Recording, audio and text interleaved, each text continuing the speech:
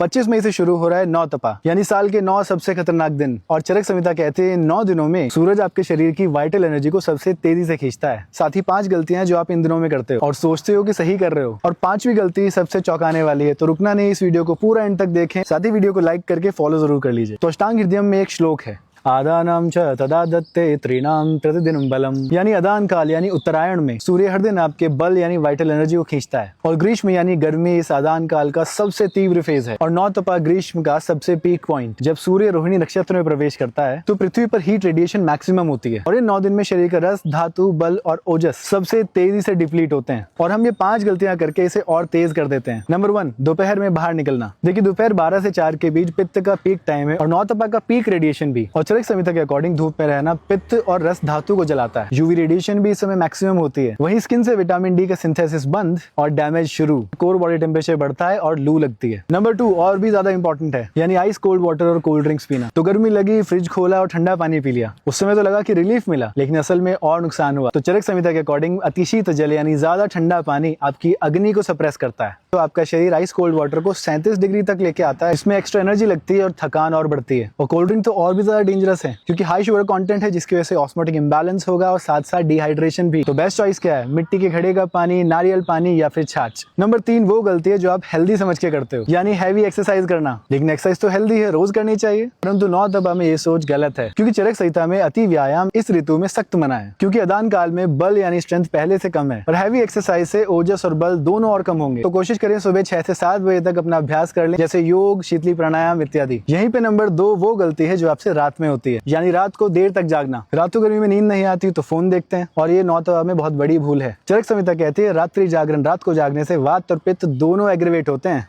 और लगभग रात 10 से 2 जो लिवर का रिपेयर टाइम है वो बर्बाद होता है। स्लीप डिप्राइवेशन से आपका हीट और कॉर्टिसोल दोनों बढ़ते हैं। 5वीं गलती, उपवास यानी फास्टिंग करना। ये सबसे चौंकाने वाली बात है। लोग गर्मी में सोचते हैं कि कम खाओ, डिटॉक्स होगा, वजन कम होगा, लेकिन चरक संहिता इसका बिल्कुल उल्टा बताती है। यानी हल्का लेकिन नियमित भोजन जरूर लें, क्योंकि 9 तपा में अग्नि कमजोर है, लेकिन बॉडी को रस धातु बनाने के लिए न्यूट्रिशन चाहिए। तो फास्टिंग से अग्नि और कमजोर होगी, वात बढ़ेगा, साथ ही चक्कर, वीकनेस और हीट स्ट्रोक का खतरा भी। तो क्या खाएं? उदाहरण के तौर पर सुबह सत्तू का शरबत और ठंडाई, दोपहर दही चावल या खिचड़ी, शाम को मूंग दाल, और रात को हल्का और जल्दी पचने वाला भोजन। और एक बात जो साइंस नहीं सनातन धर्म कहता है, 9 तपा में जितनी तेज गर्मी होगी उतना अच्छा मानसून होगा, क्योंकि एंशिएंट टेक्स्ट बताते हैं शुक्ल पक्ष के ज्येष्ठ मास में अगर रोहिणी नक्षत्र से लेकर अगले 10 नक्षत्रों तक तीव्र गर्मी हो तो संभावना है कि वर्षा भरपूर होगी। तो ये 9 दिन सूर्य की तपस्या है, प्रकृति का शुद्धिकरण है। अब ये कमेंट से मुझे आप बताइए कि इन 5 में से आप कौन सी गलती कर रहे थे। तो इस वीडियो को अपने व्हाट्सएप ग्रुप्स में अपने दोस्तों के साथ अभी जरूर शेयर करो, क्योंकि 25 मई से पहले हर घर तक ये जानकारी पहुंचनी चाहिए। धन्यवाद। राधे राधे।